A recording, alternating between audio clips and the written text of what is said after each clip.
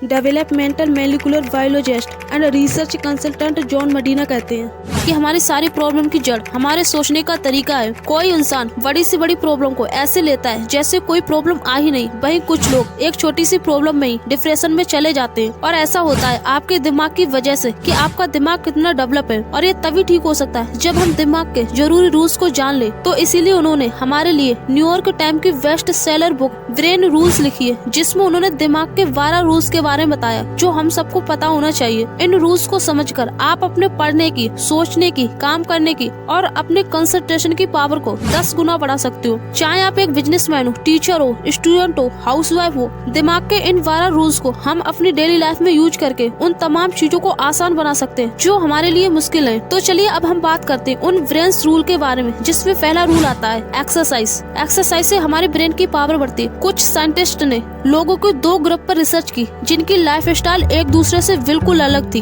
Group A में वो लोग आते थे जो रोजाना एक्सरसाइज करते थे, हाईली एक्टिव रहते थे। वहीं ग्रुप बी में वो लोग आते थे जो किसी भी तरह की फिजिकल एक्सरसाइज या एक्टिविटी नहीं करते थे। तो रिसर्चर्स ने पाया कि ग्रुप ए वाले लोग ग्रुप बी वाले लोगों के मुकाबले स्पेशल थिंकिंग और मेमोरी में ज्यादा बेटर परफॉर्म करते हैं। वैसे तो हमारा दिमाग दिन में 12 किलोमीटर चलने के लिए बनाया गया था। जॉन मंडेला कहते हैं कि हमारा दिमाग बॉडी के साथ में बनाया गया था जो हजारों साल पहले 20 किलोमीटर रोज चलता था। इसलिए जब हम 30 मिनट की रोज एक्सरसाइज करते हैं तो हमारी बॉडी और ब्रेन बहुत ही अच्छा परफॉर्म करते हैं। और ऐसा इसलिए होता है क्योंकि एक्सरसाइज से हमारे ब्रेन में ब्लड पहुंचता है और फिर वही ब्लड एनर्जी ग्लूकोज की मदद से हमारे ब्रेन में मौजूद टॉक्सिक सेल्स को खत्म करती है, ताकि ऑक्सीजन का फ्लो हमारे ब्रेन से ब्रेन फॉक्स और थिंकिंग ब्लॉक को क्लियर कर सके और साथ ही हमारे ब्रेन में ज्यादा न्यूरॉन्स पहुंच सके। Number 2, survival. हमारे ब्रेन ने सर्वाइवल करना सीखा है जो समय के साथ विकसित हुआ है। हम ग्रह पर सबसे ताकतवर नहीं है, लेकिन समय के साथ हमने सबसे ताकतवर ब्रेन इवोल्व किया है। इंसानों का दिमाग एक सर्वाइवल टूल है जो समय के साथ इवोल्व हुआ है, यानी विकसित हुआ है। ऑथर बताते हैं कि हमारा दिमाग पहले ऐसा नहीं था। ब्रेन की एवोल्यूशन ने ही हमें लोगों की भावनाओं को समझना, कम्युनिकेट करना और दूसरे कामों को करने के लिए सक्षम बनाया है। ऑथर कहते हैं कि इंसान इसलिए जिंदा बच सका क्योंकि उसने दूसरों के साथ कोऑपरेट करना सीख लिया। लेकिन इस रूल का हमारी जिंदगी से क्या कनेक्शन है? ऑथर यहाँ पर ये समझाना चाहते हैं कि जब आप प्रॉब्लम का सामना नहीं करोगे, जब तक आप अपने ब्रेन को मुश्किल कामों में नहीं लगाओगे, तब तक आपका दिमाग और ज्यादा इवोल्व और ज्यादा पावरफुल नहीं बनेगा। अगर आप सेम चीज को कर रहे हो तो आपका दिमाग कभी भी इवोल्व नहीं होगा। इसलिए ऑथर कहते हैं the strongest brain survive not the strongest body, यानी कि ताकतवर ब्रेन ही सर्वाइव कर पाते हैं, ना कि ताकतवर body. Rule number 3, every brain is wired differently. इस दुनिया में जितने भी लोग हैं उन सबका ब्रेन अलग अलग है। इस पूरी दुनिया में आपको 2 ऐसे भी लोग नहीं मिलेंगे जिनका ब्रेन सेम तरह से काम करता है, यहाँ तक कि जुड़वा बच्चों के भी नहीं। हर छात्र का, हर कर्मचारी का, हर कस्टमर का दिमाग अलग अलग तरह से बना हुआ है। आपका ब्रेन जिस तरह से इन्फॉर्मेशन को कलेक्ट करता है, इन्फॉर्मेशन को स्टोर करता है, उस तरह से दुनिया में किसी का भी ब्रेन नहीं करता है। हमारे ब्रेन का डिफरेंट पार्ट डिफरेंट लोगों में डिफरेंट तरीके से डेवलप हुआ है और इसी सच्चाई को हमारा एजुकेशन सिस्टम इग्नोर करता है। इसे हम एक एग्जाम्पल से समझते हैं। एक क्लास में 20 बच्चे हैं और जैसे कि वे सब एक दूसरे से बिल्कुल अलग है, कोई काला है, कोई मोटा है, कोई छोटा है, कोई गोरा है, सब अलग अलग है। ऐसे ही हमारा ब्रेन भी सबसे बिल्कुल अलग है, जिस वजह से business like Amazon world wide करोड़ों लोगों की इंफॉर्मेशन और इंटरेस्ट को जानकर सक्सेसफुल कंपनी बनी है। तभी हम एक बार किसी प्रोडक्ट को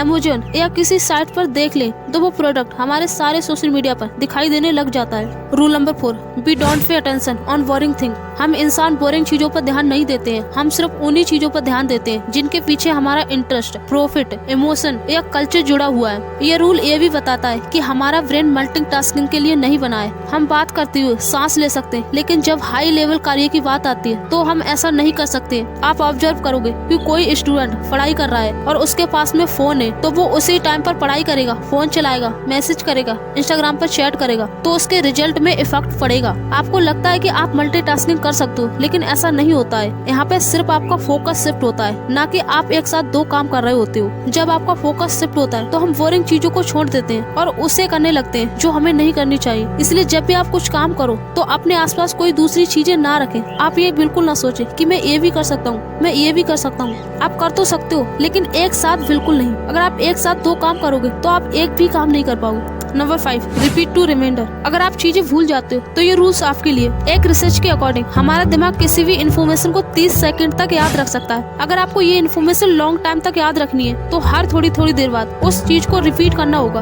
तभी आपका ब्रेन उस चीज को ज्यादा टाइम तक याद रख पाएगा। अगर कोई बात हो, कोई घटना हो या कोई पर्सन हो तो उसे तो हम सालों तक याद रख सकते हैं, लेकिन अगर कोई नंबर हो, कोई फार्मूला हो या कोई पर्सन हो या किसी टाइप की कोई डेट हो तो उसे याद रखने के लिए हमें उसे बार बार रिपीट करना होगा। अगर हम उसे थोड़ी देर बाद रिपीट नहीं करेंगे तो हम उसे भूल जाएंगे। अगर आपको भी भूलने की बीमारी है तो आप उसे बार बार रिपीट करें ताकि आपका दिमाग उसे लॉन्ग टाइम तक याद रख पाए। Rule number 6, sleep well think well. आपने कई बार ये सुना होगा कि ज्यादा नींद लेना आलस की निशानी है, लेकिन ये बुक बताती है कि अच्छी नींद लेना हमारी लाइफ का एक इम्पोर्टेंट पार्ट है। कम नींद लेने से हमारी अटेंशन कम हो जाती है और इससे हमारी मेमोरी पर निगेटिव इफेक्ट पड़ता है। एक रिसर्च ये बताती है कि नासा के साइंटिस्ट ने 20 मिनट का एक छोटा सा पावर नैप्स लेते हैं, जिससे उनकी परफॉर्मेंस 34% तक बढ़ गई। तो जब भी आप काम से थक जाओ, आपका सोने का मन करे, तब 30 मिनट की नींद आपके ब्रेन के लिए और आपके काम के लिए बहुत ही बेनिफिशियल साबित हो सकती है। अगर आप एक प्रोडक्टिव और क्रिएटिव माइंड चाहते हो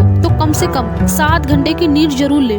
rule number 7, stressed brain don't learn the same way. ज्यादा स्ट्रेस में रहना, ज्यादा चिंता करते रहने से हमारे ब्रेन और हमारे लर्निंग एबिलिटी दोनों को डैमेज करता है। तनाव लगभग हर तरह की कॉग्निशन को नुकसान पहुंचा सकता है, जैसे हमारी memory, learning ability, immune system, sleep quality, overall हमारी पूरी बॉडी पर इसका असर पड़ता है। जब आप लॉन्ग टाइम तक स्ट्रेस में रहते हो तो ये आपकी इम्यून सिस्टम को बाधित करता है। स्ट्रेस में हमारे ब्रेन की जो परफॉर्मेंस होती है वो काफी हद तक कम हो जाती है, भी आ सकता है। इसीलिए स्ट्रेस मत लो, और अगर ले रहे हो तो बहुत ही कम लो। नंबर 8, सेंसरी इंटीग्रेशन, यानी कुछ भी नया सीखने के लिए आप अपने सेंसेस को जितना विकसित करोगे उसे आप उतनी ही तेजी से सीख पाओगे। ऑथर कहते हैं कि कुछ भी नया सीखने के लिए एक ही चीज पर डिपेंड नहीं होना चाहिए। एग्जाम्पल के लिए आप कुछ पढ़ रहे हो और आप उसे लॉन्ग टाइम तक याद रखना चाहते हो तो आप पढ़ते टाइम किसी परफ्यूम का यूज करो या कोई चॉकलेट खाओ, और फिर आपको याद करना हो कि आपने क्या पढ़ा है तो उसी परफ्यूम को दोबारा सूंघो या उसी चॉकलेट को दोबारा खाओ, तो वह चीज आपको याद आ जाएगी। Number 9, vision. हमारा जो ब्रेन होता है वह किसी भी चीज को पिक्चर के रूप में सोचता है, ना कि वर्ड के रूप में। इसीलिए हमारा ब्रेन पढ़ी हुई या सुनी हुई इन्फॉर्मेशन के मुकाबले देखी हुई इन्फॉर्मेशन को जल्दी से याद कर सकता है। आपको बायोग्राफी पढ़कर ये याद नहीं होगा कि आपने किस पेज पर क्या चीज पढ़ी थी, लेकिन आप उसी बायोग्राफी पर कोई मूवी देखते हो तो आपको वह पूरी याद हो जाती है, क्योंकि हमारा जो ब्रेन होता है वो इमेजेस को सोचता है। इसलिए कोई टॉपिक पढ़ो तो इसे विजुलाइज जरूर करें या किसी पुरानी इन्फॉर्मेशन से कलेक्ट करके उसे याद करें। Rule number 9, male and female brain are different.